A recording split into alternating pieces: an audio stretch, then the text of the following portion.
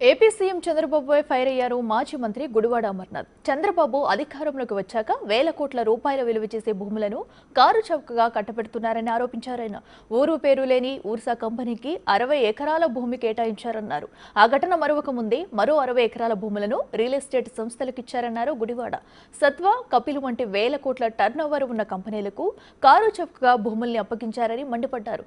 అసలు ఈ మొత్తం కేటాయింపుల వెనుక క్విడ్ ప్రోకో ఉందని ఆరోపించారు మాజీ మంత్రి గుడివాడ అమర్నాథ్. ఉర్సా అనేటువంటి సంస్థ వచ్చినప్పుడు రాష్ట్ర వ్యాప్తంగా దేశవ్యాప్తంగా పెద్ద ఎత్తున చర్చ జరిగింది. ఈరోజు ఇప్పుడు సత్వా గ్రూప్ అని కానీ లేదా కపిల్ గ్రూప్ అనేటువంటి పెద్ద సంస్థలు ఇవి రియల్ ఎస్టేట్ పరంగా చెన్నైలో కానీ బెంగళూరులో కానీ పూణేలో కానీ హైదరాబాద్లో కానీ కొన్ని వేల కోట్ల రూపాయలతో వ్యాపారాలు చేస్తూ ఉన్నాయి. ఇవి రియల్ ఎస్టేట్ ఏజెన్సీస్ అంటే బిల్డింగ్ కట్టి కంపెనీలకు అద్దెకి ఇవ్వడం, వాటి తాలూకా కార్యకలాపాలు అవన్నీ కూడా. సో ఇవి సహజంగా ఏం చేస్తుంటారు, రియల్ ఎస్టేట్ చేసినప్పుడు వాడు ఏం ఫ్రీగా చేయడు కదా, కట్టేసి ఇచ్చిన తర్వాత అద్దెలకు ఇచ్చేటువంటిది ప్రక్రియ. మనకున్నటువంటి సమాచారం మేరకు సత్వా గ్రూప్కి ఇచ్చినటువంటి విశాఖపట్నంలో భూమిలో దగ్గర 2 కోట్ల ఎస్ఎఫ్టీ కడతారని చెప్పి, 2 కోట్ల ఎస్ఎఫ్టీ ద్వారా నెలకి 80 కోట్ల రూపాయల ఆదాయం వస్తుందని చెప్పి, సంవత్సరానికి 1000 కోట్ల రూపాయల ఆదాయం వస్తుందన్నటువంటిది వారు ఇచ్చినటువంటి డిపిఆర్. అంటే 1000 కోట్ల రూపాయల ఆదాయం సంవత్సరానికి వస్తుందని చెప్పినప్పుడు నువ్వు 50 లక్షలకి కోటి రూపాయలకి ఇవ్వాల్సినటువంటి పని ఏంటి? సో నువ్వు ఏదన్నా టీసీఎస్కి ఇచ్చింది సరే, పెద్ద సంస్థ, దేశంలో గర్వించదగ్గ సంస్థ, అటువంటి సంస్థ 10,000 మందికి ఉపాధి కల్పిస్తానన్నది కాబట్టి అర్థం ఉంది.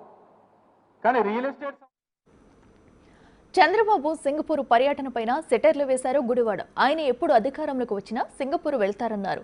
అక్రమంగా సంపాదించిన డబ్బును సింగపూర్లో దాస్తున్నారని ఆరోపించారు మాజీ మంత్రి. దుబాయ్ శ్రేణుల సింగపూర్ చంద్రబాబు అంటూ సెటర్లు వేశారు గుడివాడ అమర్నాథ్.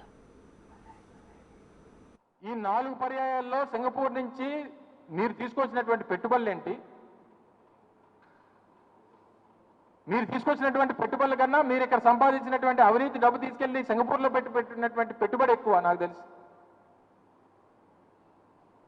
మళ్ళీ 6 రోజుల పాటు సింగపూరు మీరు దేనికి వెళ్ళారు? ఆ ములాఖాత్ అవ్వడానికి వెళ్ళారా ఈశ్వరన్ గారితో?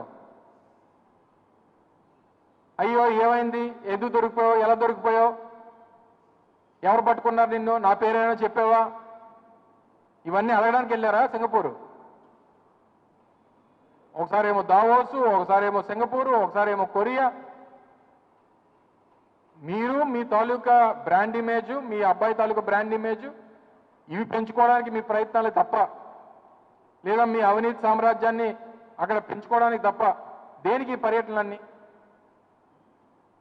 అక్కడికి వెళ్ళినప్పుడు కూడా మీకు అమరావతి తప్పితే ఇంక మిగిలినటువంటి రాష్ట్రం ఏమీ మీకు గుర్తుండదు.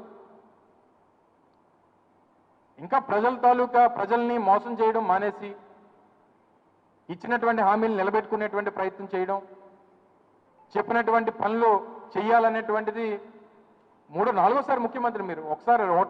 మొదటిసారో రెండోసారి కాదు, 4 సార్లు మిమ్మల్ని నమ్మి ప్రజలు ఓట్లేస్తే ఏ ఒక్కసారి కూడా సరే మనల్ని నమ్మారు, నమ్మినందుకు మనం ఓటేద్దాం అనేటువంటి తాపత్రం ఎప్పుడూ లేదు మీకు. ఇచ్చినటువంటి హామీని నిలబెట్టుకుందామని తపన లేదు.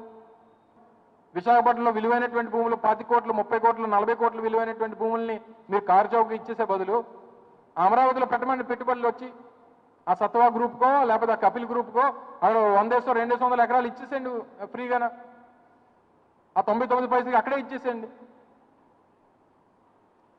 ఇవన్నీ కూడా మీకేమో కావాల్సినటువంటి రిసోర్సెస్, వనరులు ఉన్నటువంటి ప్రాంతం ఏమో మా ఉత్తరాంధ్ర విశాఖపట్నం, మీ సొంతంగా మీకు లబ్ధి చేకూరేటువంటి కార్యక్రమాలకేమో మీకు అమరావతి, మీ రియల్ ఎస్టేట్కి, మీ తాలూకా పబ్లిసిటీకి.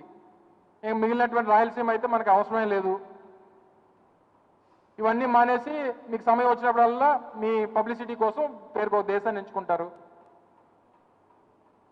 వాళ్ళు మీరు సాధించేదేంటో, మీరు తీసుకొచ్చేదేంటో సరే, ఇంకా మొదటి రోజు కదా, ఇంకా 4 రోజులు తిరుగుతారు. ఏం సాధించుకొస్తారో, ఎవరిని పరామర్శించి వస్తారో, ఎవరితో ములాఖాత్ అయ్యి వస్తారో, ఎవరిని కలిసి వస్తారో, ఎవరిని బతిమాలుకొని వస్తారో, ఏం చేస్తారో అనేటువంటిది వేచి చూస్తాం. ఇవన్నీ